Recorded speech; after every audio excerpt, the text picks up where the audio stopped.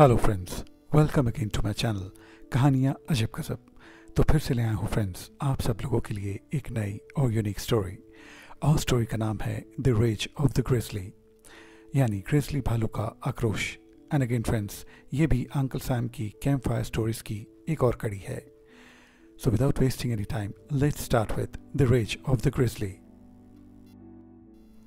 फिर से uncle Sam और मैं अब उस फायर प्लेस के पास बैठे कॉफ़ी का मज़ा ले रहे थे। फिर मैंने कहा, अंकल आज कोई ग्रिजली भालू का अगर किस्सा याद आ रहा हो तो ज़रूर सुनाएं। ग्रिजली भालू का जहाँ तक मुझे याद है, काफ़ी वक्त पहले, यहाँ पर अमेरिका में तो नहीं, पर हाँ मुझे याद है एक ग्रिजली भालू जो कि काफ़ी विशालकाय, खूंखार और आदमखोर हो गया था। पर सुनो, ये किस्सा है कनाडा का। वहाँ पर भी मेरे एक जानकार हैं और उन्होंने ही ये किस्सा मुझे सुनाया था। उन्होंने बताया, मेरा एक मित्र है जो कि रिटायर्ड है कैनेडियन आर्मी से, पर जब वह जवान था उसने कई जगह बतौर फॉरेस्ट रेंजर काम किया था। एक बार वह मेरे घर आया था और इस इंसिडेंट की बात मुझे बताई थी। क्या बात थी वो अंकल, प्लीज़ बताइए। उसकी एक बार नौकरी लगी थी एक रेंजर के तौर पर ब्रिटिश कोलंबिया में। वह जंगल बेहद घना और ग्रिजली भालू, भेड़िए और जंगल कैट से भरा था, पर वह एक समझदार, तजुर्बेकार और बहादुर व्यक्ति था। उसका नाम था एल्फ्रेड विलियम्स। मैंने तुम्हें उसका नाम इसलिए भी बताया है ताकि बाकी की कहानी सुनने में तुम्हें आसानी हो। अब वो और एक ऑफिसर और उन दोनों को रात में जंगल में पेट्रोलिंग का काम दिया गया था। और वह ये पेट्रोलिंग बड़े बड़े घोड़ों पर करते थे, क्योंकि जंगल के रास्ते बहुत कठिन होते हैं, इसलिए वहाँ कोई गाड़ी नहीं जा सकती, सिर्फ घोड़े जा सकते हैं। उनके पास उनकी अपनी सर्विस राइफल्स भी थी और पिस्टल्स भी। ये दोनों चीज़ें उनके पास हमेशा रहती थीं, और बड़ी टॉर्चेस भी। ये बात है लेट 70s की। उसने मुझे ये भी बताया था कि रात में उन्हें भटके हुए राहगीर, मुसीबत में पड़े कैंपर्स और वह लोग जिन पर जानवरों का हमला होता है, उनकी मदद करनी होती थी और उन्हें मेन रेंजर स्टेशन पर हर तरीके की मेडिकल हेल्प के साथ पहुंचाना होता था। उसने मुझे बताया था कि एक बार वो और उसका साथी जंगल में काफ़ी अंदर तक पेट्रोलिंग के लिए गए थे, क्योंकि उनको खबर मिली थी कि एक ग्रिजली भालू आदमखोर हो गया है और एक विशेष जगह पर देखा गया है। उनके पास मैप्स थे और वो अपनी इन्फॉर्मेशन के अनुसार उसी दिशा में चलते चले जा रहे थे। अब एक ठंडी सर्द झील के पास आकर वह रुक गए और उन्हें वायरलेस पर एक मैसेज मिला कि एक भालू ने कुछ कैंपस पर झील के उत्तरी तरफ हमला कर दिया है। वह अब अपने अपने घोड़ों पर तुरंत उसी तरफ भागे। वह बहुत तेज़ी से घोड़ों पर दौड़े जा रहे थे। उन्हें वहाँ कुछ 50 फीट की दूरी पर चीखने चिल्लाने की आवाज़ें आने लगी। वह लोग तुरंत उतरे और उन आवाज़ों की तरफ भागे। वहाँ पर जब वह पहुँचे तो उन्हें वहाँ पर कैंपस के टेंट फटे हुए दिखाई दिए। उन्होंने कैंपस से पूछा, अरे ये क्या हुआ, और ये हमला क्या उसी बड़े भालू ने किया? सब लोगों ने हाँ कहा, पर उनमें से एक कैंपर ने बताया कि वो भालू आकार में बहुत बड़ा और विशालकाय था। वह 4 पैरों पर भी करीब करीब 7 फीट का होगा। उसने एक ही बार में मेरी इस वैगन को पीछे से पूरी तरह से तहस नहस कर दिया है और इस वैगन के टायर्स को भी फाड़ दिया है। दोनों रेंजर्स ने अपनी अपनी टॉर्चेस से सारी गाड़ी को अच्छी तरह से देखा तो पाया कि यह भालू बेहद बड़ा है अपने साइज में। मगर ये देखो, एल्फ्रेड ने अपने रेंजर दोस्त को उस भालू के बड़े पैर दिखाए। भालू के पैरों का साइज नॉर्मल ग्रिजली भालू से 3 गुना बड़ा था। रेंजर दोस्त तभी बोला, अरे यार, ये भालू तो प्री हिस्टोरिक टाइम के भालुओं जितना बड़ा जान पड़ता है। हाँ है तो, मगर ये है तो ग्रिजली ही। एल्फ्रेड बोला, एक बात सुनो, यहाँ कोई अभी घायल नहीं हुआ है, सिर्फ इन लोगों के सामान का नुकसान हुआ है। हेड रेंजर स्टेशन से जल्दी रेस्क्यू वैन बुलाओ और इन लोगों को उसमें भेजो। फिर इनके बाकी सामान को, वैगन आदि को ले जाने के लिए बड़े ट्रांसफ़र ट्रक को बुलाने के लिए कहना, क्योंकि इतनी रात गए दोनों का एक साथ जाना मुश्किल होगा। एल्फ्रेड का मतलब ये था कि लोगों को तो रेस्क्यू वैन ले जाएगी, मगर उनके सामान के लिए बड़ा ट्रक सुबह आएगा, वो सामान जो उनका भालू ने ख़राब कर दिया था। एल्फ्रेड और उसका दोस्त वहीं रहे उन कैंपस के पास जब तक रेस्क्यू वैन उन्हें रेंजर स्टेशन नहीं ले गई। अब एल्फ्रेड और उसका रेंजर दोस्त वहीं थे। वह दोनों काफ़ी देर तक उस जगह की छानबीन करते रहे और उस भालू के शिकार के तरीके को समझते रहे। एल्फ्रेड ने कहा, यहाँ से लेकर दूर करीब 30 फीट तक इसने गोल गोल चक्कर लगाकर सूंघ कर यह पता लगाया कि यहाँ सच में सिर्फ इंसान है या फिर उनके साथ उनका कोई पालतू जानवर भी है। उसे खाने के लिए कोई पालतू जानवर नहीं मिला, इसलिए उसने इन पर हमला किया। ओह, तो एल्फ्रेड, तुम्हें लगता है ये काम उसने सिर्फ शिकार या खाने के लिए किया? हाँ, बहुत हद तक, क्योंकि जिस जगह से वह यहाँ तक चलकर आया था वहाँ शिकारियों के द्वारा हिरन का शिकार पिछले साल काफ़ी हुआ है। उन हिरनों की कमी की वजह से ये यहाँ आ गया था के लिए मिल जाए, मगर इसने यह सब तहस नहस क्यों किया, इसके बारे में बताओ। और उसने किसी इंसान पर हमला क्यों नहीं किया? एल्फ्रेड का दोस्त बोला, वो इसलिए माय फ्रेंड, क्योंकि जब वह इनके कैंप्स को तहस नहस कर रहा था तब उसे हमारे आने की गंध आ गई थी। और ग्रिजली भालू इन मामलों में काफ़ी चालाक होते हैं। उनकी सूंघने की शक्ति काफ़ी तेज़ होती है। उन्हें आम लोगों का और बंदूकधारी रेंजर्स का पता होता है, क्योंकि हमारे पास बंदूकें हैं और हमारे चलने फिरने का तरीका आम कैंपर्स से अलग होता है।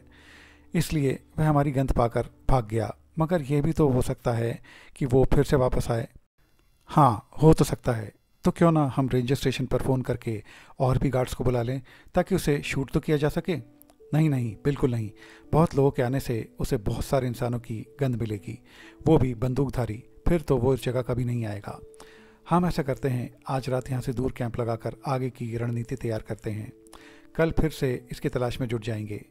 बहुत ज़रूरी लगा तो और भी गार्ड्स को बुला लेंगे। हाँ, तो चलते हैं फिर वे दोनों वहाँ से करीब 5 किलोमीटर की दूरी पर अपना कैंप लगाते हैं और रात को घोड़ों को पास में पेड़ों से बांधकर अपने पास रखी मछलियों को भून कर खाने लगते हैं।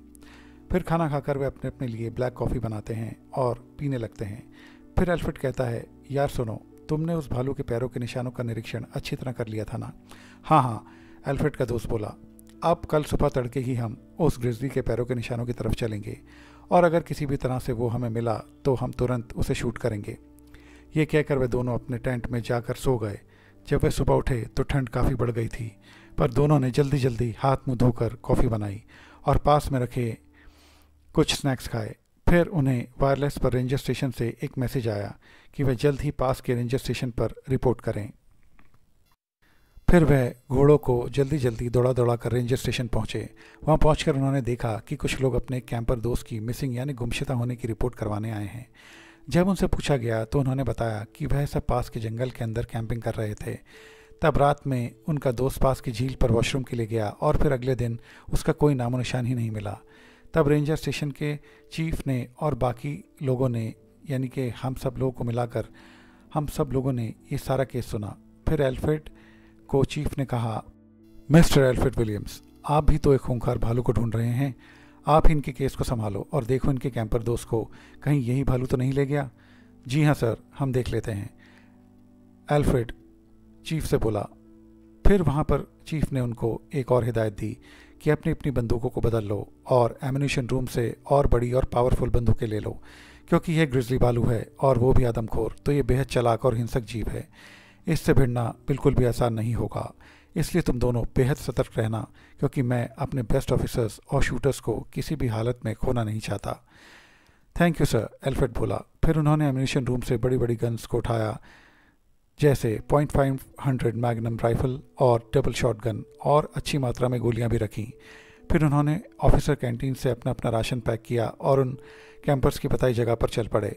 उन्होंने अब ये मैच करना था कि वो भालू जिसे वो ढूंढ रहे हैं, यानी कि वो खूंखार आदमखोर ग्रिजली भालू जिसे वो ढूंढ रहे हैं, ये वही है या कोई और जानवर है जो इनके दोस्त को लेके गया है। जब वो बिल्कुल उस शख्स के गायब होने वाली जगह पर पहुंचे तो उन्हें झील के पास कुछ भी नज़र नहीं आया।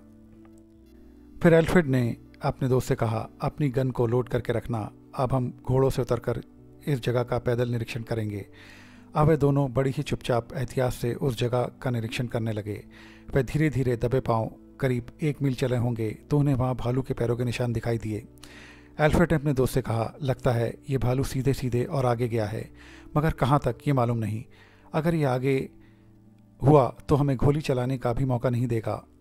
वो ये वार्तालाप कर ही रहे थे कि एक भालू की भयंकर चीखने की आवाज़ उन्हें सुनाई दी और एक आदमी के चिल्लाने की भी। वह दोनों उसी दिशा में तेज़ी से दौड़े और 20 से 25 फीट की दूरी पर उन्हें ये विशाल ग्रिजली एक पेड़ को खरचते हुए दिखा। तब उन दोनों ने तुरंत उस पर गोलियां दागी, पर वह तो वहाँ से फिर भी भागने में कामयाब हुआ। फिर जब दोनों शिकारियों ने पेड़ के पास जाकर देखा तो एक शख्स जो कि थोड़ा घायल था और जिसके कपड़े फटे थे उन्हें पेड़ के ऊपर चढ़ा दिखाई दिया। उन दोनों ने उस शख्स से पूछा, क्या तुम उन कैंपर्स के साथ थे और रात में वॉशरूम गए थे? उसने बताया, हाँ हाँ, मैं ही उन कैंपर्स में से एक हूँ।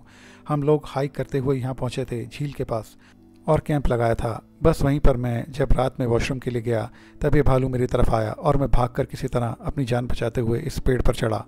वह सारी रात नीचे बैठा मेरा इंतज़ार करता रहा। मैं कल रात से इसी पेड़ पर हूँ। जब आप लोगों ने गोली चलाई तो मुझे कुछ राहत मिली कि कोई ना कोई यहाँ आ गया है। तुम अब नीचे आ सकते हो, उस भालू को हमने मार दिया है, एल्फ्रेड का दोस्त बोला। तभी वह पेड़ पर बैठा शख्स चिल्लाया, ग्रिजली ग्रिजली, वह देखो आपके पीछे। अब एल्फ्रेड के हाथ में बंदूक तो थी मगर उसने निशाना नहीं लिया था और अब एक घायल खूंखार आदमखोर ग्रिजली उनके पीछे खड़ा था।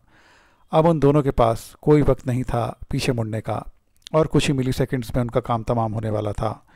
वह थोड़ा सा हिले और एक बड़ी दहाड़ के साथ जैसे ही भालू ने हमले के लिए अपना पंजा उठाया, गोली की एक तेज़ आवाज़ ने जंगल को हिला दिया। उन दोनों ने पीछे मुड़कर देखा तो ये गोली रेंजर स्टेशन के चीफ ने चलाई थी और गोली भालू की आंखों के बीचों बीच लगी थी। इससे भालू ने वहीं गिरकर दम तोड़ दिया था। तुरंत एल्फ्रेड और उसका दोस्त चीफ के पास भागे भागे गए और पूछा, सर आपको कैसे पता चला कि यहाँ पर भालू है?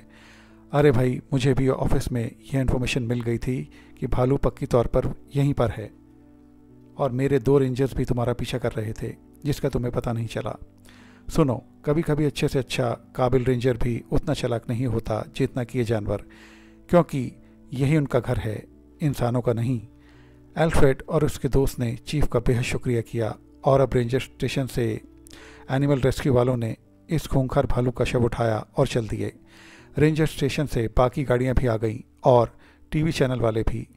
चीफ एल्फ्रेड, उसके दोस्त बाकी टीवी चैनल वालों को इंटरव्यू देते रहे।